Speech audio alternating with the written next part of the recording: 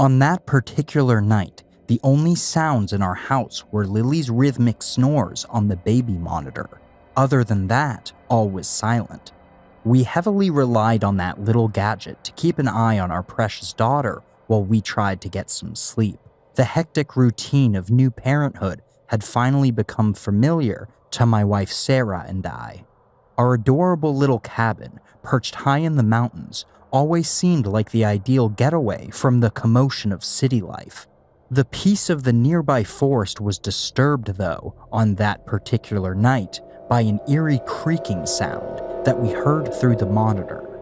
The sound started out softly, like an old wooden floor creaking under some unseen weight, but it quickly became louder and more enduring.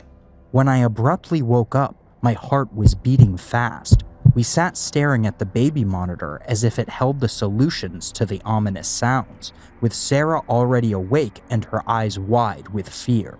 The monitor continued to echo the creaking, which caused the hair on my arms to stand on end. Sarah said in a low voice to me, "Did you hear that?" My throat was feeling dry as I nodded. It sounded like it was the floor upstairs, the room where our daughter slept. We heard other sounds in addition to the house moving. There was a cacophony of sounds, and then there was a murmur, like whispered voices, and this was all through the monitor. But in the house itself, we heard nothing. Despite the fact that there were only the three of us in the house, it seemed like someone was saying something through the monitor, something we didn't understand. As we stared at one another, we exchanged glances. As parents, we were aware that we needed to look into it. Louder voices were heard. We entered Lily's room. When we forced the door open, what we noticed was unsettling. The infant was dozing off, oblivious to the eerie noise. The voices changed from hushed whispers to clear voices, though still unintelligible. Strange, frightful, and unsettling, it was unlike anything I had ever heard. But the strange thing was that we didn't hear the sounds in the room itself. We shuffled towards Lily's bed, keeping our eyes on her the entire time, Sarah telling me to enter the room. No one was in the room, but it appeared as though the voices were coming from there.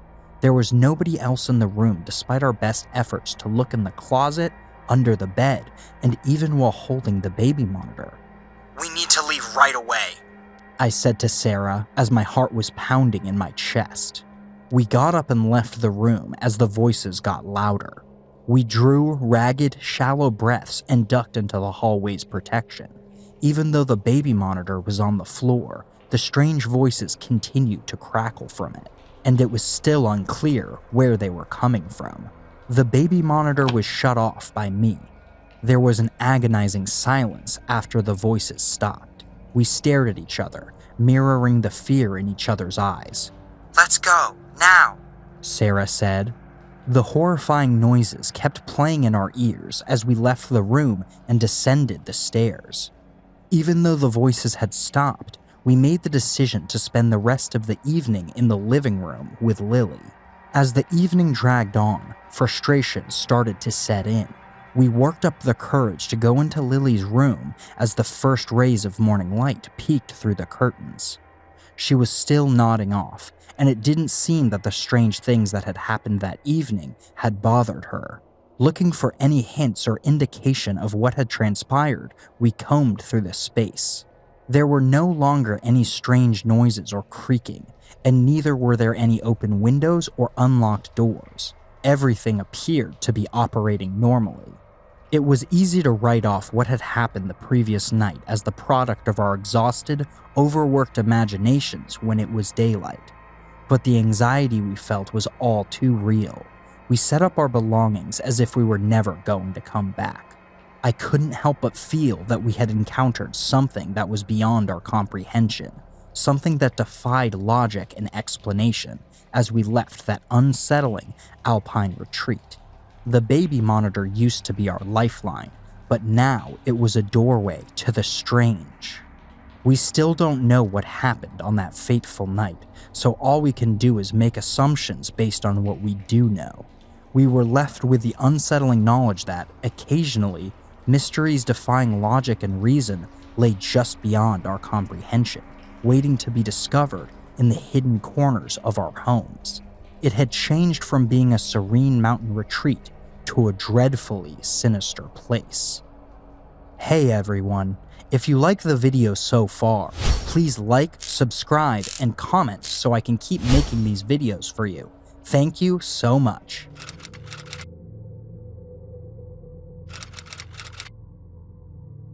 I'll never forget that night. The night I thought I was living in a real-life horror flick. It all started when I woke up to the sound of children crying in my backyard. Now, you might think that's a normal thing, but trust me, it ain't. It was pitch black outside, and the nearest neighbor's house was miles away. I couldn't figure out why kids would be crying in my yard at this hour. My heart was pounding like a jackhammer as I stumbled out of bed. I grabbed the knife I kept under my bed just in case, and crept to the window.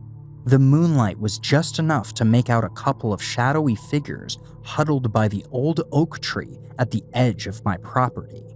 My mind was racing, thinking maybe some lost kids had wandered into the woods, got scared, and started crying. I had to help them, right? I mean, who wouldn't? So I threw on my coat and slipped on my boots, then carefully opened the back door. As I stepped out into the chilly night, the cries grew louder, sending shivers down my spine. It was like they were in pain, desperate. I moved closer to the tree, squinting in the darkness. That's when I saw them, the children. I saw them from a distance, but I could hear them. I couldn't see them clearly, but their cries were so real, so heart-wrenching. "Hey there, kiddos," I said, trying to sound as friendly as possible.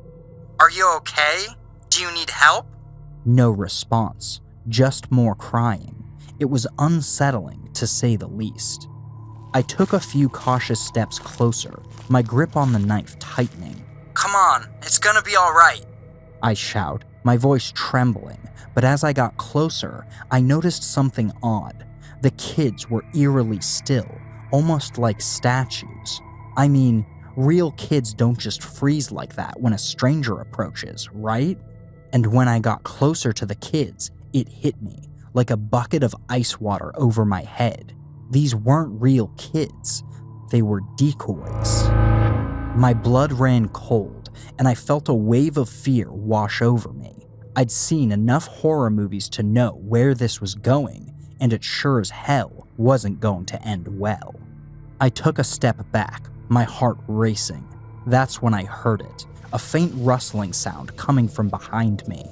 I spun around, and there he was, standing in the shadows of my own house, a tall figure cloaked in darkness. Panic surged through my veins as I gripped the knife, ready to defend myself. "Who the hell are you?" I shouted, trying to sound tougher than I felt. The figure didn't answer. He just took a step closer, his eyes gleaming in the dim moonlight.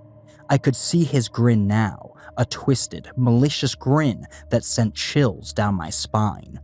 This guy wasn't here to ask for directions or borrow a cup of sugar. He was here for something much worse. I knew I had to act fast because he was still far away from me. I fumbled for my phone, my hands trembling as I dialed 911.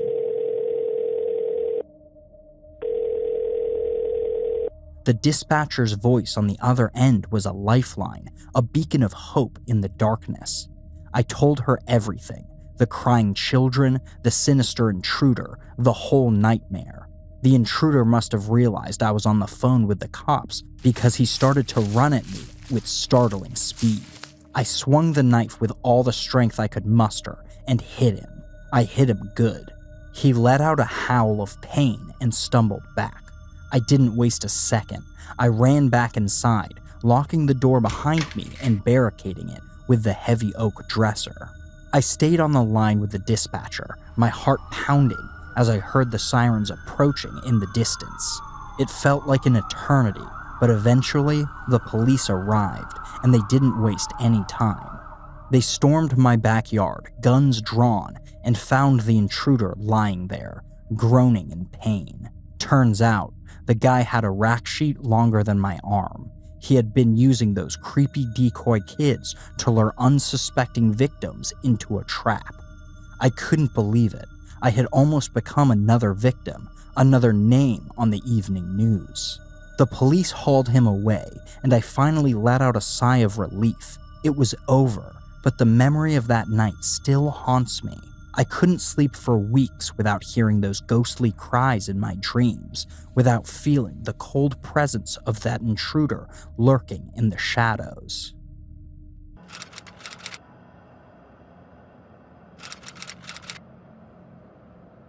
I was thrilled to hear that my parents were leaving for a week of vacation and leaving me in charge of our home. I had the whole week of freedom, but little did I know that it would turn out to be a nightmare. It was a great first few days. I enjoyed myself immensely because I had the entire house to myself. I listened to loud music, had fast food for dinner, and stayed up late watching scary movies. Before the terror night descended, life was peaceful. When I first noticed these strange noises, it was about midnight. I initially dismissed it, assuming that the wind was just playing a trick on me. However, those noises grew more ominous and louder as the minutes went by. My sanity was seemingly clawed at by something that seemed to be scratching the basement walls. I made an effort to stop my heart from racing by telling myself that it was just my overactive imagination brought on by the horror movies I had been watching excessively. But as the night went on, it was impossible to ignore. I felt goosebumps with every scratch on the basement walls. In the end, I succumbed to curiosity and fear. I had to look into it. I made my way carefully down the squeaky wooden stairs while trying to control my breathing. Only a weak light was coming through the small windows in the dark basement. The scratching noises persisted and resounded in the stillness. I moved a little bit closer to the source of the noise, my breathing caught in my throat. When I turned on the light, all that could be seen for a brief moment was a flicker of doubt. I then noticed him. An eerie figure with his back to me was slouched in the corner. My blood was racing with fear. I managed to stammer, barely audibly above a whisper, "Who the hell are you?" No answer was given. As if he hadn't heard me, the man just kept scratching the wall. Though I was shaking, I was determined to find out what the intruder in my basement was up to. I scoured the area with my eyes, looking for anything I could use as a weapon. An old baseball bat that was leaning against the wall was enclosed by my fingers. I moved closer with my makeshift weapon in my hands as my heart raced in my chest. I rephrased my query. I said, "Who are you?" a little more vehemently this time. I first noticed the intruder when it slowly turned to face me. His face looked like someone had taken a knife and played connect the dots on it because it was covered in twisted scars. His wild eyes gave off a kind of madness that made me shiver to the core. He suddenly lunged at me, and my instincts took control. I gave it everything I had and swung the bat, hitting his shoulder. He stumbled backwards while yelling in a guttural tone, clutching his hurt arm. I didn't take my time. With adrenaline rushing through my veins, I ran up the basement stairs. As I slammed the basement door shut and shook my hands over the lock, my heart was pounding in my ears. However, the nightmare continued. His screaming could be heard resonating throughout the house as he pounded on the door. Panic set in as soon as I realized that my phone was upstairs and that I couldn't call for assistance.